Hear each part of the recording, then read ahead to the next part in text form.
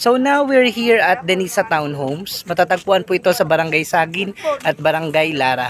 So yan po, nakikita nyo po sa likod ko, nakatayo na po yung kanilang tarpaulin. Ayan. So papakita ko po sa inyo yung ating mga development na dito. Okay?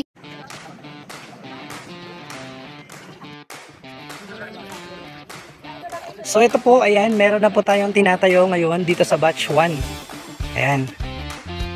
So ito po yung batch 1 natin. Ang black po nito is black 12. Last time na nagpunta kami rito, last month lang yon, hindi pa po ito nalalagyan ng mga tinatayo, hindi pa po nagka-construct. So ngayon, ayan, meron na po na tayo nakikita. Ubos na po yung ating batch 1. And yung batch 2 natin, i-start na po natin ito. Ayan. Construction. Naubos na rin po yung ating